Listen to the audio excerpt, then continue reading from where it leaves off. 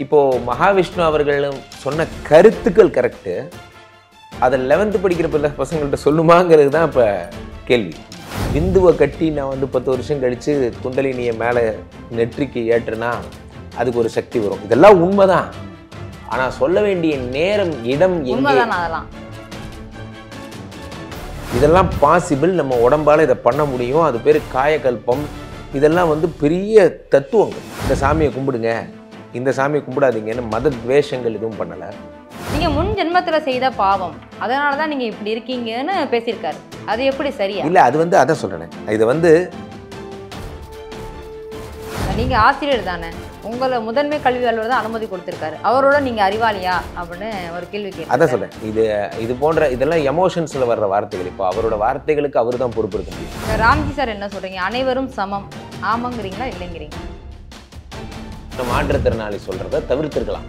அது வேணா உண்மை. அதை நான் ஹானஸ்டா ஒத்துக்கிறேன். தொடர்ந்து பாஜக ஆதரவு தெரிவிச்சுக்கிட்டே இருக்காங்க. வேற யாரு தான் பண்ணுவா? அது இப்படிலாம் நீங்க கேள்வி கேட்டீங்கன்னா இங்க மத சண்டை தான் வரும்.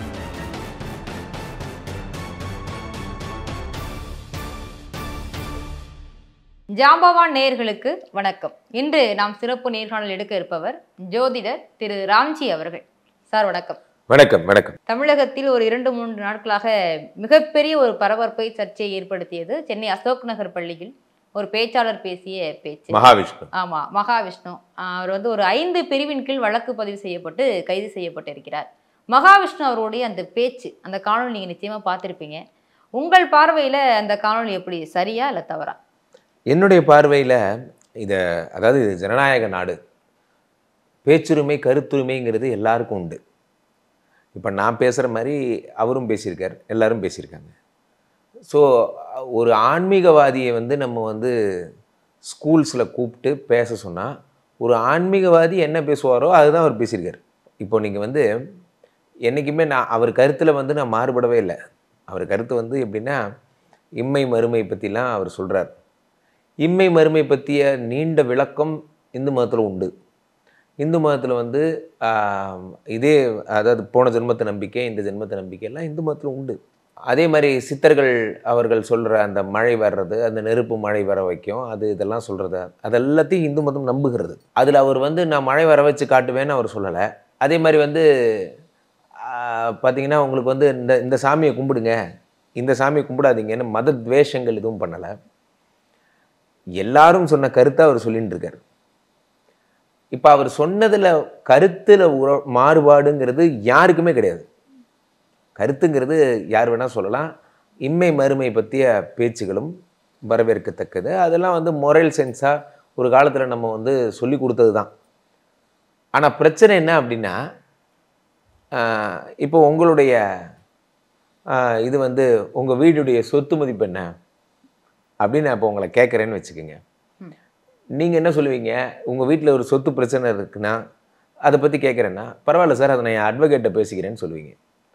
அல்லது உங்களுக்கு உடம்பு வயிற்று வலி இருக்கான்னு கேட்டால், நான் ஏன் உங்கள்கிட்ட சொல்லணும், நான் என் டாக்டர்கிட்ட சொல்லிக்கிறேன்னு சொல்லுவீங்க. So you have clear answer. எதை யார்கிட்ட சொல்லணுங்கிறது. இப்போது மகாவிஷ்ணு அவர்கள் சொன்ன கருத்துக்கள் கரெக்டு. அதை 11th படிக்கிற பசங்கள்கிட்ட சொல்லுமாங்கிறது தான் இப்போ கேள்வி. ஸோ சம்மந்தமே இல்லாமல் இம்மை மறுமையை பற்றி அவங்க ஏன் கற்றுக்கணும்?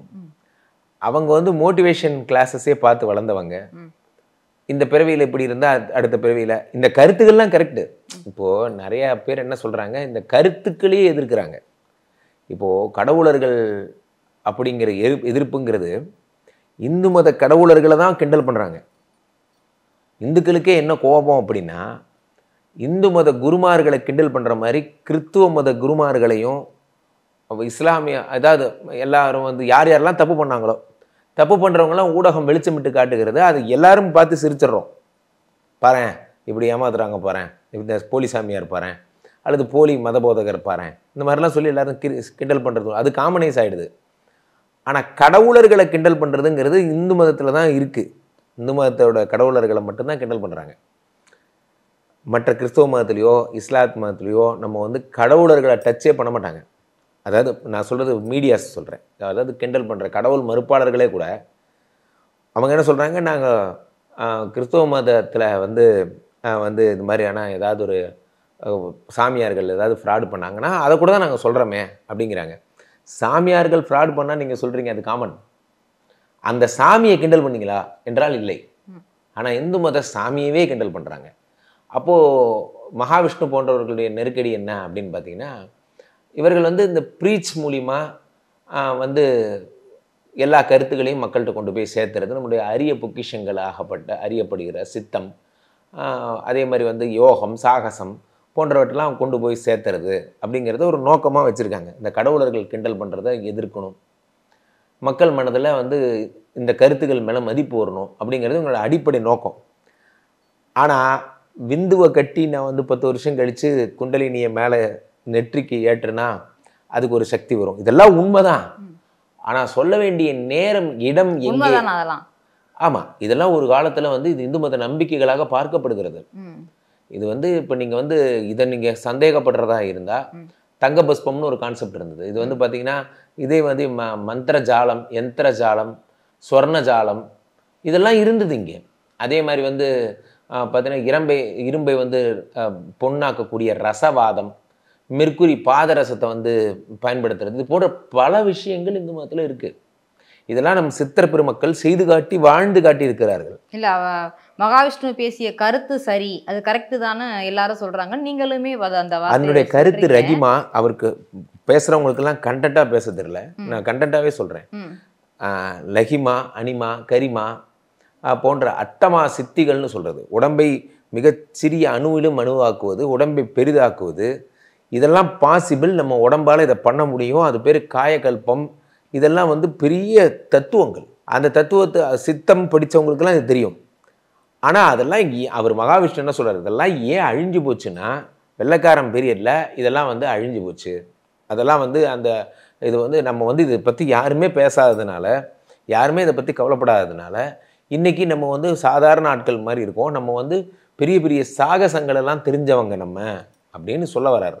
என்னன்னா நம்ம எதா இருந்தாலும் கிண்டல் பண்ணியே இவர் சொல்கிற இப்போ அந்த சித்த மாய வித்தைகள் எல்லாம் கிண்டல்னு நம்ம ஆயிடுச்சு. அதெல்லாம் ஒன்றும் கிடையாது. அவர் என்ன சொல்கிறாரு, இப்போது நம்ம இன்றைய காலகட்டத்தில் கஷ்டப்படுறோம்ல, இப்போ வந்து மாற்றுத்திறனாளியாக இருக்கீங்க, உங்களுக்கு கை சரியில்லை, கால் சரியில்லை, கண்ணு தலை ஏதோ ஒரு குறைபாடு இருக்குது, நீங்கள் வாழ்க்கையில் ரொம்ப கடினப்படுறீங்கன்னா நீங்கள் முன் ஜென்மத்தில் செய்த பாவம், அதனால தான் நீங்கள் இப்படி இருக்கீங்கன்னு பேசியிருக்காரு.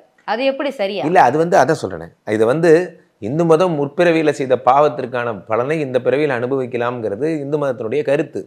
ஆனால் அது மாற்றுத்திறனாளிகள் மனம் புண்படணுமா அப்படிங்கிறது கேள்வி. அவருக்கு அங்கே பேச தெரியாமல் பேசிட்டார். அதாவது அந்த நேரத்தில் அவர் என்ன பண்ணியிருக்கலாம், ஒரு மாற்றுத்திறனாளி சங்கர் அவர்கள், ஆசிரியர் அவர்கள் வந்து சொல்கிறார், இந்த மாதிரி வந்து எதுக்காக இந்த மாதிரி வந்து பேசுகிறார். இவர் திருவள்ளுவரை பற்றி திருவள்ளுவர் நிறைய பேசியிருக்கார். திருவள்ளுவர் வந்து ஒரு உலக பொதுமறை இயற்றியவர். அப்படி பொறியின்மை யாருக்கும் பழி என்றுன்னு திருவள்ளுவர் சொன்னதையும் நம்ம பார்க்குறோம். ஸோ அப்போது இந்த ஊனமாய் பிறத்தல் அப்படிங்கிறது வந்து அந்த வார்த்தையவே சொல்லக்கூடாதுன்னு தான் கலைஞர் அவர்கள் வந்து மாற்றுத்திறனாளின்னு கொண்டு வந்தது, ஸ்பெஷல் ஸ்கில்டு அப்படிங்கிறது. ஸோ இவர் அப்படி பிளைண்டாக அப்படி சொல்லியிருக்க தேவையில்லை. அதே மாதிரி அந்த மாற்றுத்திறனாளி சங்கர் அவர்கள் இடித்துரைக்கும் பொழுது உங்கள் பேர் என்ன அப்படி கேட்டுகிட்டே இருந்தாரே தவிர, அது அவர் மீது ஒரு அதிகாரத்தை செலுத்தும் வார்த்தையாக தான் இருந்ததே தவிர, அந்த நேரத்தில் அவர் if you feel hurt I am feeling sorry, நான் உங்களை மனசை கஷ்டப்படுத்துறதுக்காக நான் சொல்ல வரல, என் கருத்துக்களை தான் சொல்ல வந்தேன் அப்படிங்கிற மாதிரி சொல்லியிருந்தா அவர் மனம் புண்பட்டுருக்காரு. அவர் இன்னொரு வார்த்தையும் சொன்னார், நீங்கள் ஆசிரியர் தானே, உங்களை முதன்மை கல்வியாளர் தான் அனுமதி கொடுத்துருக்காரு, அவரோட நீங்கள் அறிவாளியா அப்படின்னு ஒரு கேள்வி கேட்டு. அதான் சொல்கிறேன், இது போன்ற இதெல்லாம் எமோஷன்ஸில் வர்ற வார்த்தைகள். இப்போ அவரோட வார்த்தைகளுக்கு அவர் தான் பொறுப்பெடுக்க முடியும். இவருடைய வார்த்தைகளுக்காக யாரும் இங்கே வாதாட முடியாது. இப்போ இவர் இங்கே இப்படி பேசுவார், அப்புறம் இன்னொன்று பேசுவார். வார்த்தைகளுக்காகலாம் நம்ம வக்காலத்து வாங்க முடியாது. இப்போ அப்புறம் நீங்கள் என்னத்துக்கு தான் சொல்ல வந்தீர் அப்படின்னா, நான் சொல்ல வர்ற கான்செப்ட்னா ஆன்மீக ரீதியாக அவர் மக்களிடையே, அது மாணவர்களிடையே ஒரு விஷயத்தை புகுத்தணும்னு நினச்சது ரைட்டு. ஆனால் அதுக்கு இம்மை மறுமையை கொண்டு போய் அங்கே பேசணுங்கிற அவசியம் இல்லை. ஆன்மீக ரீதியாக நிறைய பேசலாம். சார் ராம்ஜி சார் என்ன சொல்கிறீங்க, அனைவரும் சமம் ஆமாங்கிறீங்களா இல்லைங்கிறீங்களா? அனைவரும் சமம், நிச்சயம் சமம். ஆனால் இது என்ன அப்படின்னா, சில கருத்துகள், ஆன்மீக ரீதியான கருத்துகளும் எல்லா மதங்கள்லையும் உண்டு.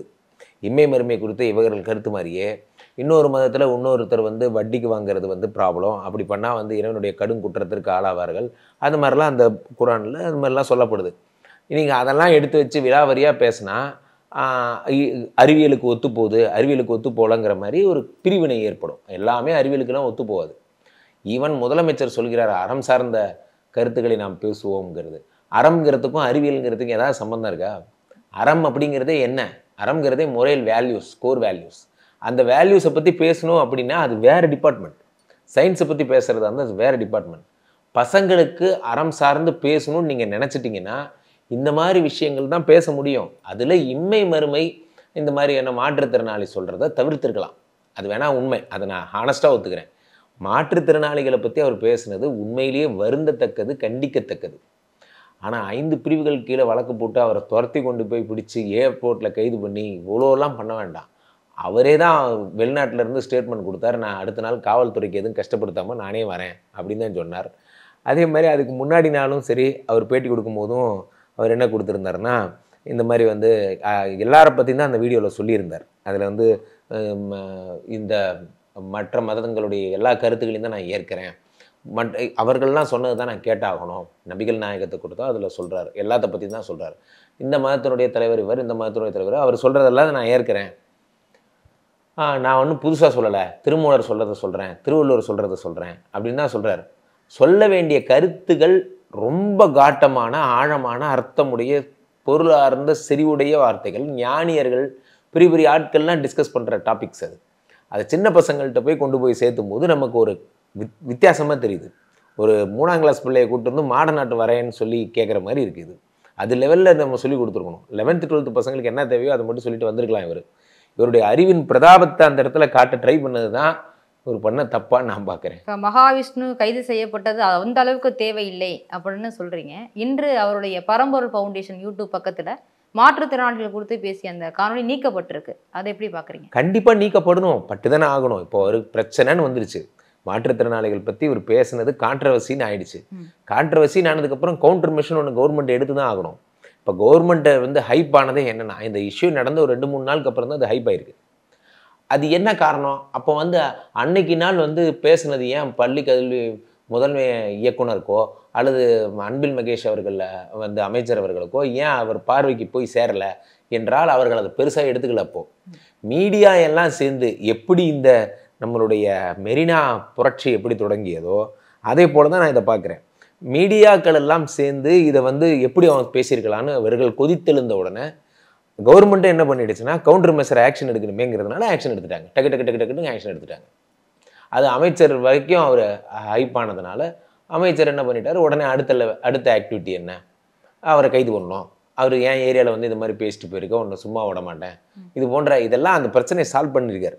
மாற்றுத்திறனாளிகள் மனசு புண்படக்கூடாதுங்கிறது எல்லாரோட நோக்கமும்.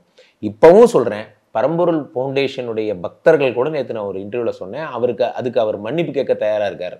மாற்றுத்திறனாளிகள் பற்றி பேசிய பேச்சுக்கு மன்னிப்பு கேட்க அவர் தயாராக இருக்கார் அப்படின்னு சொல்லி உடனே அவருடைய பூர்வீகத்தை எடுத்து அவர் வந்து சன் டிவியில் இது மாதிரி இருந்தார், காமெடி ஷோவில் இருந்தார், அப்படி இருந்தார் இப்படி இருந்தார்னு சொல்கிறது, அவருடைய ஒரு குட்டி நித்யானந்தான் இவங்கள ஒரு பேர் சொல்லிக்கிறது, உடனே வந்து அவருடைய பாருங்கள் காமம் சம்மந்தப்பட்ட விஷயங்கள்லாம் சொல்லித்தராருன்னு சொல்கிறது, இந்த மாதிரி அவர் எவ்வளோக்கு எவ்வளோ டீஃபேம் பண்ண முடியுமோ இதில் டீஃபேம் பண்ணி நம்ம என்ன சாதிக்க போகிறோம்? அப்படி என்ன தப்பாக மாற்றுத்திறனாளி குறித்து பேசுனதை தவிர வேறு என்ன தப்பாக பேசிட்டாருன்னு நீங்கள் நினைக்கிறீங்க?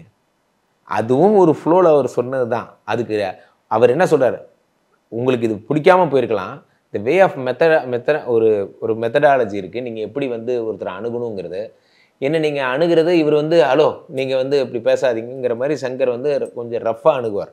அப்போது இவர் வந்து என்ன சொல்கிறாருன்னா, என்கிட்ட நீங்கள் சாப்பிட்டா சொல்லுங்கள், வாங்க மேடைக்கு வந்து சொல்லுங்கள்.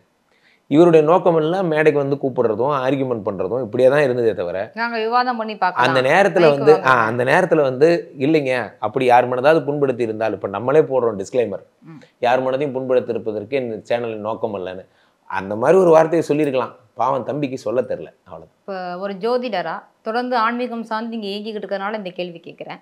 அடுத்து வரக்கூடிய இளம் தலைமுறை பிள்ளைகளுக்கு, பள்ளி மாணவர்களோ கல்லூரி மாணவர்களுக்கோ எது போன்ற கருத்துக்கள் சென்றடையணும்னு நீங்கள் நினைக்கிறீங்க? முறையில் கண்டிப்பாக சேரணும். இப்போ வந்து நம்ம வந்து முறையில் சயின்ஸே நம்ம எடுத்துட்டோம். பிடி பீரியட்ஸு அந்த மாதிரியான ஆண்டு விழாங்க, அந்த மாதிரி வந்து அந்த குழந்தைங்களுக்கு எதெல்லாம் கருத்தரங்கம், பட்டிமன்றம், நான் காலேஜில் நான் ஸ்கூல் லெவலில் படிக்கும் போதெல்லாம் நிறைய பட்டிமன்றம் நடக்கும், கருத்தரங்கம் நடக்கும், ஓவியம் நடக்கும், போட்டிகள் வந்து பார்த்திங்கன்னா படிப்புக்கு எவ்வளோக்கு எவ்வளோ ஸ்பெண்ட் பண்ணுறோமோ அவ்வளோக்கு எவ்வளோ வேல்யூஸ்க்கும் ஸ்பெண்ட் பண்ணுவோம். இப்போ அந்த வேல்யூஸ்க்கு ஸ்பெண்ட் பண்ணுறது கம்மியாகிறதுனால என்ன ஆகுதுன்னா நிறைய வந்து டிஸ்ட்ராக்ட் ஆகுறாங்க இளைஞர்கள். அந்த டிப்ரெஷன் என்ன பண்ணுறதுன்னு தெரில. இப்போ டிஜிட்டல் மீடியாவுக்கு அடிமையாயிடுறாங்க. எல்லா குழந்தைங்களும் பார்த்தீங்கன்னா யூடியூப்பு, ஷார்ட்ஸு இதுக்கெல்லாம் அடிமையாயிடுறாங்க.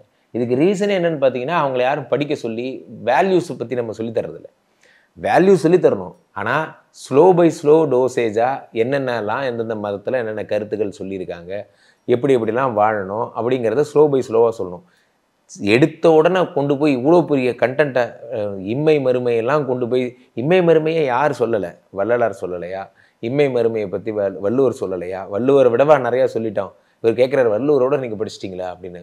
அப்போது வள்ளுவர் நிறைய சொல்லியிருக்காரு. வள்ளுவருடைய சில கருத்துக்களை மட்டும் எடுத்து நம்ம பாட சிலபஸாக வச்சுருக்கோம், அது குழந்தைகளுக்கு ஏற்புடையது அப்படின்னு. ஆனால் வள்ளுவருடைய பல கருத்துக்கள் வந்து மெஞ்ஞானிகளால் தானே பேசப்பட வேண்டும். மெஞ்ஞானியும் பேசிக்க வேண்டிய ஒரு விஷயத்த சின்ன பசங்கள்கிட்ட போய் சொன்னது தான் தப்பு. விஞ்ஞானம் மட்டும்தான் கல்விக்கூடத்தில் இருக்கணும் அப்படின்னா நாம் வந்து ஒரு வெற்று சமுதாயத்தை தான் உருவாக்குற மாதிரி இருக்கும். நல்ல கருத்துக்களை சொல்லணும். அதில் அவங்க முற்பிறவி, மாற்றுத்திறனாளி இதெல்லாம் நீக்கணுங்கிறது என்னோட கருத்து. முற்பிறவிலாம் இப்போ வேண்டாம், பசங்களுக்கு வேண்டாம். இது மாதிரி மாற்றுத்திறனாளி பற்றிய கருத்துக்கள் போன்றவையெல்லாம் வேண்டாம். ஆனால் நான் ஒன்று உறுதியாக சொல்ல முடியும், எல்லா மதத்தினுடைய கருத்துக்களையும் நாம் எடுத்து பார்த்தோமே ஆனால் எல்லாத்துலேயும் ஒரு சர்ச்சை கருத்துக்கள் இருக்கத்தான் செய்யும். ஏன்னா இதெல்லாம் ஆதி காலத்து நம்பிக்கைகள், பழைய நம்பிக்கைகள். சரியா? இப்போது ஒரு மதத்தில் சொல்கிறாங்க, இந்த தேவனுடைய அவருடைய எலும்பிலிருந்து படைக்கப்பட்டது, பிளட்டிலிருந்து படைக்கப்பட்டது தான் எல்லாம், அவருடைய எலும்பிலிருந்து படைக்கப்பட்டவள் பெண் அப்படிலாம் சொல்கிறாங்க. எலும்பிலிருந்து எப்படி பெண் படைக்கப்பட்டால் இப்படிலாம் நீங்கள் கேள்வி கேட்டிங்கன்னா இங்கே மத சண்டை தான் வரும். எல்லாமே அறிவியலோடலாம் பொருந்தாது.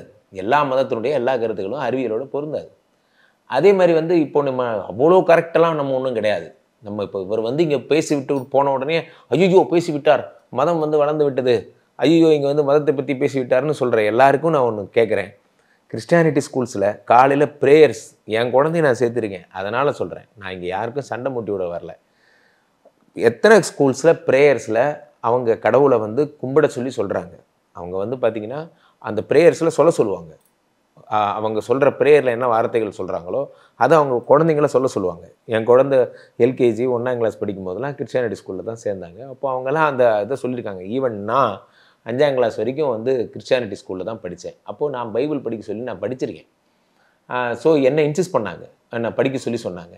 அப்போது அதெல்லாம் ரைட்டு, அதெல்லாம் வந்து மொரல் சயின்ஸு, அதெல்லாம் வந்து கடவுள் சொல்கிற நல்ல கருத்துக்களை நீங்கள் ஏற்றுக்கணும் அப்படிலாம் நீங்கள் சொல்கிற மாதிரி இந்து மதத்தில் சொல்கிற நல்ல கருத்துக்களை அவங்க சின்ன குழந்தைகள்லேருந்து சொல்லி ஏற்றுக்கிட்டா என்ன ப்ராப்ளம்? இப்போ மகாவிஷ்ணு அவர்கள் அந்த சர்ச்சையின் போது உங்கள் பேர் என்ன, உங்கள் பேர் என்னன்னு கேட்டதுக்கு பின்னாடி அவருடைய பேர் சங்கருங்கிறனால தான் இந்த இந்து மதத்து பிரச்சனையோ, ஒருவேளை ஆண்டனியாவோ முகமதுவா இருந்திருந்தா இந்த பிரச்சனை இப்படி வந்திருக்காங்க. பார்க்குறவங்க எல்லாம் நிறைய கிளப்பி விடுறாங்க. ஃபார் எக்ஸாம்பிள் நம்ம அன்பில் மகேஷ் சார் கூட கையில் பச்சை கயிறு கட்டியிருந்தாரு, அதனால அமைச்சர் அவர்களே கயிறு கட்டியிருக்காரு அப்படின்னு சொல்றியா?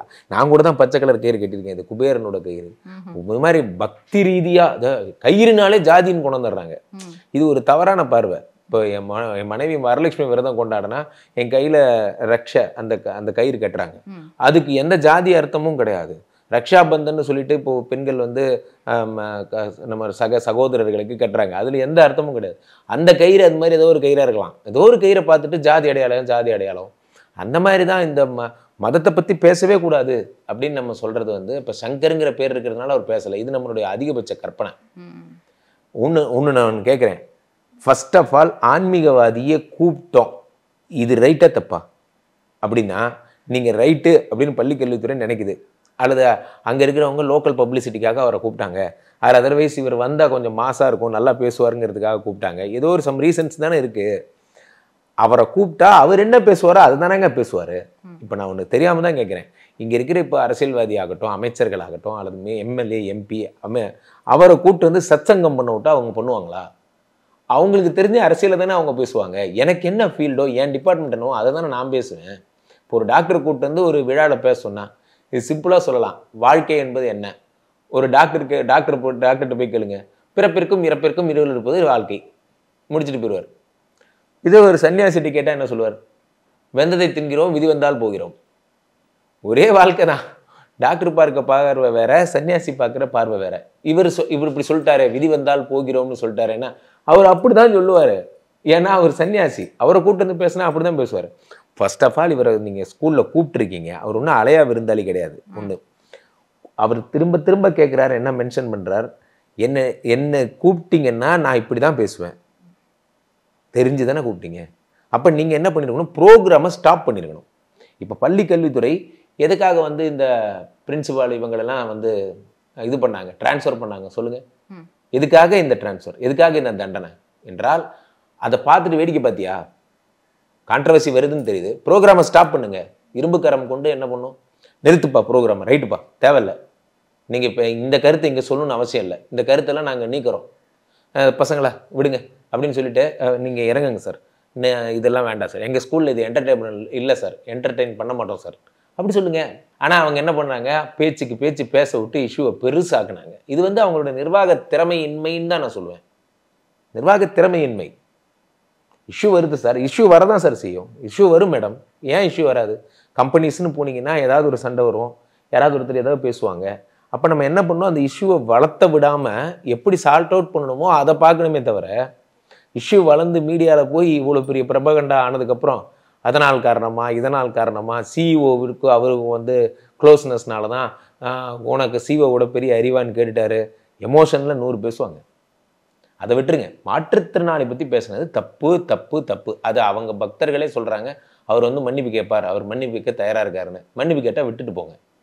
அதை விட்டுட்டு ஒன்று பயங்கரமான சட்டம்லாம் போட்டு அவரை கைது பண்ணி நீ இன்னும் என்ன தான் துன்புறுத்தணும். மாற்றுத்திறனாளை பற்றி யாரும் பேச வேண்டாம், ரைட் விட்டுருங்க. ஆனால் இம்மை மறுமை பற்றி பேசாத, அதை பற்றி பேசாத. சித்தர்கள் வந்து மந்திரஜாலம் பொழிவாங்களா, நெருப்பு மலை பொழியுமா, இது விஞ்ஞானத்துக்கு ஒவ்வாத கருத்து, இதெல்லாம் சொல்லாதீங்க. அப்படி பார்த்தா எல்லா மதத்துலேயும் அந்த மாதிரி கருத்துக்கள் இருக்குது. இப்போ மகாவிஷ்ணுவோட இந்த பேச்சுக்கு, இந்த சிக்கலுக்கு தொடர்ந்து பாஜக ஆதரவு தெரிவிச்சுக்கிட்டே இருக்காங்க. வேற யார் தான் பண்ணுவா, நினைச்சு பாருங்களேன், வேற யார் தான் பண்ணுவா?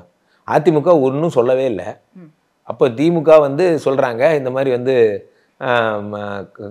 இவர் வந்து பண்ணது தப்பு அப்படின்னு சொல்கிறாங்க. திக கழகத்தை சேர்ந்தவங்க சுத்தமாக இதெல்லாம் பைத்தியகாரத்தனம், இது மாதிரிலாம் வந்து நடக்காது, இந்த மாதிரிலாம் மந்திரத்தால் ஒன்றும் செய்ய முடியாது, மந்திரத்தால் அப்படி பண்ணுறதா இருந்தால் அதை பண்ணுங்க இதை பண்ணுங்கன்னா சேலஞ்சு பண்ணுறேன். நான் ஒன்றே ஒன்று தான் கேட்குறேன், எந்த மதத்தில் இந்த மாதிரியான சூப்பர் ஹீரோ கான்செப்ட் எதில் இல்லை, எதில் இல்லை சொல்லுங்களேன். இப்போ நான் படிச்சிருக்கேன், தேவன் வந்து கடல் மேல் நடந்து சென்றார், கடல் வந்து இப்போ வந்து சத்தம் போட்டது, அமைதியாயிரு என்றார், உடனே கடல் அடங்கியது. இது மாதிரி 7 நாளில் உலகத்தை 7 நாளில் படைச்சிருப்பார். பேர் சொல்ல விரும்பல, ஒரு கடவுள் படைச்சிருப்பார். 7வது நாளாக ஓய்வு நாளாக அனௌன்ஸ் பண்ணுறாங்க ஒரு மதத்தில். இப்போ இதெல்லாம் உண்மையா அப்படின்னா, கடல் மேல் நடக்க முடியுமா? நடந்தாரே, அவங்க கடவுள் நடந்தாரே, அவங்க கடவுள் நடந்தாரே, இல்லைன்னு சொல்லுங்க. அப்போ நம்ம தண்ணி மேலே நடக்கலான்னு சொன்னால் மட்டும் அது எப்படி நடப்பீங்கன்னு கேட்பீங்க. ஸோ அப்போது எல்லா மதத்துலேயும் நான் ஒன்று தான் கேட்குறேன், எல்லா மதத்துலேயும் இந்த மாதிரி சூப்பர் ஹீரோ கான்செப்ட்ஸ் இருக்குது. ஒரு தேவதை வரும், அந்த தேவதை தங்க புத்தகத்தில் எழுதும்னு கிறிஸ்டியானிட்டியில் இருக்கே, அவங்க சொல்கிறாங்களே, அவங்க நம்பிக்கைகளாக சொல்கிறாங்களே, அந்த தங்க புத்தகத்தில் என்ன பேர் இருக்கோ நல்லவங்க பேர்லாம் எழுதும், அந்த மாதிரிலாம் படிச்சிருக்குமே. நம்ம கூட தான் பொன்மகள் வந்தால் அந்த மாதிரி லக்ஷ்மி வந்துட்டாங்கிற கான்செப்ட் நமக்கு தான் உண்டு. மனிதர்கள் ஏதோ ஒரு சூப்பர் ஹீரோ கான்செப்டை நம்பி வாழ்கிறாங்க.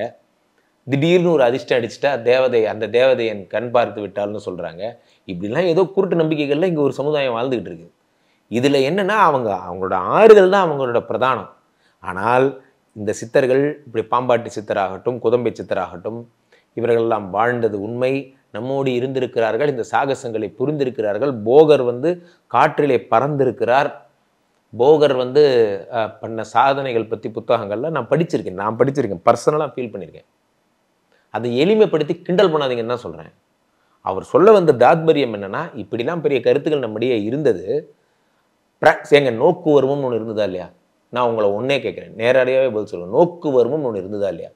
வர்மக்கலையோட உச்சம், கண் பார்வையால் முறைச்சு பார்த்தாலே ஒருத்தரை கொல்லலாம். இன்னைக்கு நோக்கு வருவம் தெரிஞ்சு எத்தனை பேர் இங்கே ஆசான்கள் இருக்காங்க, அவங்கள ஆசான்கள்னு சொல்லுவாங்க. அவங்கெல்லாம் என்னன்னாங்க, அடுத்த தலைமுறைக்கு சொல்லிக் கொடுக்காமையே குடிச்சு சேர்த்து போயிட்டாங்க. அவங்களோட அந்த கலையும் போயிடுச்சு. மாந்திரிகம்னு ஒரு கான்செப்ட் இங்கே இருந்தது. ஒரு மாந்திரிகம், அமானுஷ்யமான ஒரு விஷயங்களை உருவாக்கி உங்களை கண்ட்ரோல் பண்ணுற ஒரு விஷயம் இங்கே இருந்தது, இந்த பூமியில் இருந்தது. அது எங்கே போச்சு தெரியாது. அப்போ எல்லாமே இந்த பூமியில் இருந்த ஒரு அதிசய கான்செப்ட்ஸ்லாம் இங்கே நிறைய இருந்ததுங்க. அது எல்லாமே மூட நம்பிக்கை, எல்லாமே மூட நம்பிக்கை, எல்லாமே மூட நம்பிக்கை. என்ன தான் சொல்ல வரீங்க? இப்போது இறுதி கருத்தாக நான் ஒன்று சொல்கிறேன். மகாவிஷ்ணு அவர்கள் மாற்றுத்திறனாளியை பற்றி பேசினதை நான் வன்மையாக கண்டிக்கிறேன். அது உண்மையிலே உண்மை, தப்பு தான். ஆனால் இந்த மதத்தில் மட்டும்தான் இது போன்ற இம்மை மறுமை குறித்த நீண்ட ரிசர்ச் எல்லாம் இங்கே மட்டும்தான் உண்டு. இஸ்லாத்தில் கூட மறுமையை பற்றி பேசுவாங்க. கிறிஸ்டியானிட்டியில் கூட என்ன சொல்லுவாங்கன்னா, இதை இந்த இந்த ஜென்மா பிறந்துட்டீங்க அப்படின்னா பரலோகத்திலே இறைவனுடைய தீர்ப்பு உண்டுன்னு வேணால் சொல்லுவாங்களே தவிர, மறுமையை பற்றிலாம் யாரும் பெருசாக ரெக்கமெண்ட் பண்ணதே கிடையாது. மறுமையை பற்றி மறுமைன்னு ஒன்று இருக்குது அப்படிங்கிறத பற்றி வாதாடுறதே இந்து மதம் தான். அதனால் அதை பற்றிலாம் நீங்கள் கிண்டல் பண்ணாதீங்க. மறுமையை பற்றி கிண்டல் பண்ணுறதுக்கெலாம் இங்கே யாரும் கிடையாது. அதை பற்றி பேச வேண்டிய இடம் அதுவல்ல அப்படிங்கிறத நான் ஹானஸ்ட்டாக ஒத்துக்கிறேன். அது 11th 12th பசங்கள்கிட்ட போய் மறுமை பற்றி இவ்வளோ பெரிய கான்செப்ட்லாம் பேசணுமாங்கிறது உண்மையிலேயே தப்பு தான்.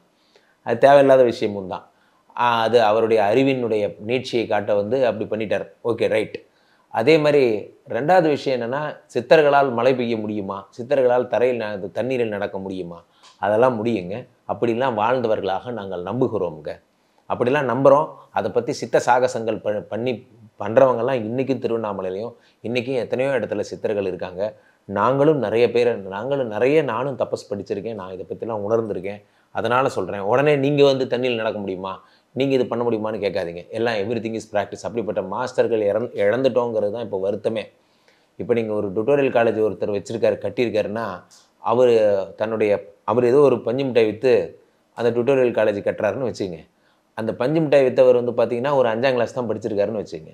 நீங்கள் அவர்கிட்ட போயிட்டு இத்தனை பேருக்கு டுட்டோரியல் காலேஜ் கட்டியிருக்கே, உனக்கு முதல்ல அறிவு இருக்கான்னு கேட்டிங்கன்னா, அறிவு மட்டுமே சாதிக்காது. எல்லாரும் படிக்கணும்னு நினச்ச ஒரு நினப்பு தான் அதுக்கு காரணம். அந்த மாதிரி இவர் ஆன்மீகத்தில் சித்தி அடைஞ்சிட்டாரா, இவர் பெரிய யோகியா அப்படின்னு கேட்காதீங்க. எல்லாருக்கிட்ட நல்ல கருத்து கொண்டு போய் சேர்த்தணும்னு எடுக்கிற முயற்சி கூட ஆன்மீகம் தான். அதனால் ஆன்மீகம் வேறு, மத ரீதியான கருத்துக்கள் வேறு. ஆர்டிகல் 28 இவங்க சொல்கிற எல்லாமே வந்து என்ன சொல்லுதுன்னா, மத ரீதியான விஷயங்களை மக்களிடையே புகுத்தக்கூடாது, திணிக்கக்கூடாது, இதுதான் சொல்லுதே தவிர ஆன்மீக கருத்துக்களை சொல்லக்கூடாதுன்னு யாரும் சொல்லலை. ஆன்மீகம் வேறு, மதம் வேறு.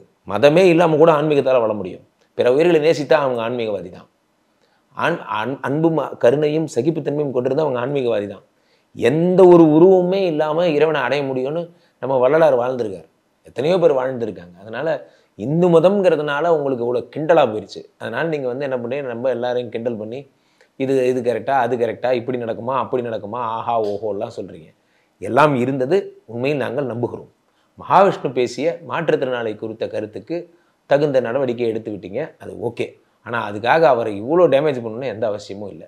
எல்லாருடைய பின்புலத்தையும் எடுத்து பார்த்தீங்கன்னா நல்லா இருக்காது. எல்லாருடைய பின்புலமும் எடுத்து பார்த்தீங்கன்னா, இவர் ஒரு காலத்தில் என்ன செஞ்சார், அருணகிரிநாதர் என்ன செஞ்சார். அருணகிரிநாதர் லேடிஸ் மேலே ரொம்ப பைத்தியமாக இருந்தார். அதுக்கப்புறமா பின்பித்து ஒளிந்து பிறகு முருகனை பற்றி பாட ஆரம்பித்தார்.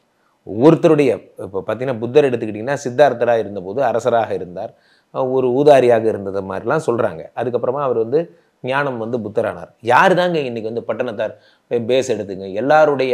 அதனால தான் சொல்லுவாங்க நதி மூலம் ரிஷி மூலம் பார்க்கக்கூடாதுன்னு சொல்லுவாங்க. அது ஏன் ரிஷி மூலம், நதி எங்கே தோங்குதுங்கிற இடம் பார்த்தீங்கன்னா அசிங்கமாக இருக்கும், அந்த தண்ணி குடிக்கூட மாட்டீங்க. ரிஷி மூலம் எங்கே தொடங்குது, இவர் ரிஷி ஆகிறதுக்கு முன்னாடி என்ன பண்ணாருன்னு பார்த்தீங்கன்னா அவர் ரிஷின்னே மதிக்க மாட்டீங்க. அந்த மாதிரியான டிஃபேமிங் ஆக்டிவிட்டிஸ் தான் இங்கே போயிட்டுருக்கு. ஒவ்வொரு பேஸ்டருடைய பழைய கதையும் பார்க்கலாமா, எல்லாருடைய பழைய கதையும் பார்க்கலாமா, எல்லாரும் இன்றைக்கி என்ன பண்ணுறாங்கன்னு பார்க்கலாமான்னா இது பெரிய மோதலாக சர்ச்சையாக சண்டையாக மாறிடும். சூப்பர் ஹீரோ கதை மற்ற எந்த மதத்துலையும் இல்லைன்னு நினைக்கிறீங்களா? எல்லா மதத்துலையும் சூப்பர் ஹீரோ கதை இருக்குது. இந்து மதம்ங்கிறதுனால ரொம்ப ஈஸியாக போயிடுது கிண்டல் பண்ணுறதுக்கு, அவ்வளோதான். அதனால் இது போன்ற இந்து மத துவேஷங்களை குறைச்சிக்கணுங்கிறது என்னோட கருத்து. நல்லது சார். இவ்வளோ நேரம் நிறைய விடயங்களுக்கு மிக அருமையான நிதர்சனமான உண்மைகளை பதிவு செஞ்சதுக்கு மிக்க நன்றி. நன்றி.